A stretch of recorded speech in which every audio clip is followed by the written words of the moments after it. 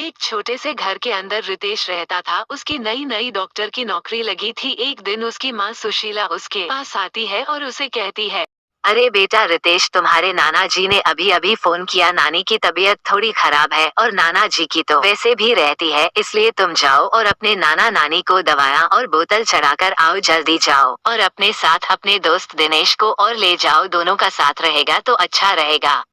अरे माँ, अभी जाना जरूरी है क्या? कल सुबह भी तो जा सकता हूँ, और अभी तो मौसम भी खराब हो रहा है, पता नहीं कब बारिश आ जाए। अरे अब बहाना मारना बंद कर जा जल्दी, कोई भूत नहीं होते, चले जा वरना मैं मारूंगी तुझे। अरे ठीक है माँ, जा रहा हूँ, अब मारने की बात मत करो तुम। फिर रितेश अपने घर से जाने लगता है और घर से बाहर आकर फिर दिनेश के घर की ओर निकल जाता है। दिनेश अपने घर के बाहर ही खड़ा होता है और वो उसके पास जाता है।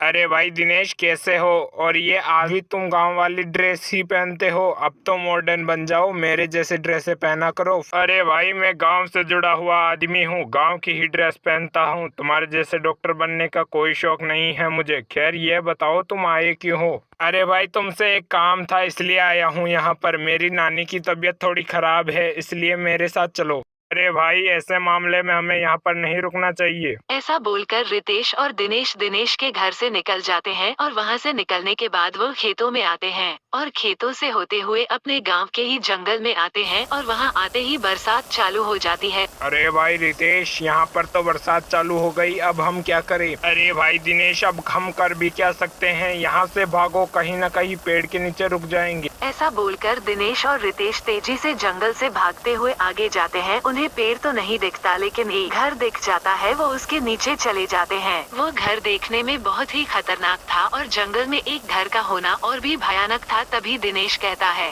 अरे भाई रितेश, ये घर तो देखने में इतना खतरनाक लग रहा है, क्या हम इसके अंदर चले या फिर ना? अरे भाई, इसके अंदर जाने के अलावा हमारे पास कोई उपाय नहीं है। चलो तो भाई, अब तो हमें इसके अंदर जाना ही होगा, लेकिन फिर भी मुझे बहुत ही ज्यादा डर लग रहा है। अगर इसके अंदर चुड़ैल या भूत हुआ तो हम नहीं बचेंगे। अरे भाई, अगर किस्मत होगी तो हो सकता है इसके अंदर खजाना हो। चलो। फिर दिनेश लालच में आ जाता है और रितेश के साथ उस घर में आ जाता है। वो घर बाहर से देखने पर तो छोटा लग रहा था, लेकिन अंदर से बहुत बड़ा था। अरे भाई दिनेश, ये घर दिखने में तो बड़ा है। अरे भाई, ये घर काफी अजीब है, बाहर से छोटा और अंदर से बड़ा है। अरे भाई, हमें क्या करना है? चलो सोने, हम तो सोने चले जाते हैं। फिर दोनों दोस्त सोने के लिए चले जाते हैं और दिनेश एक बढ़िया सा कमरा देखकर उसमें सो जाता है और फिर रितेश भी एक कमरे में सो जाता है। लेकिन उन दोनों को पता नहीं होता कि उस घर में चुड़ैल रहती है। तभी वो चुड़ैल कहती है, अरे वाह, इतने दिनों बाद इंसानी मांस की खुशबू आ रही है। लगता है कोई आदमी रहने के लिए आया है। आज तो इस बरसात ने मेरा काम कर दिया। अब मैं जल्दी जाती हूँ। और ऐसा बोलकर वो चुड़ैल दिनेश के कमरे की ओर बढ़ती है और दिनेश के कमरे में जाकर कहती है, अरे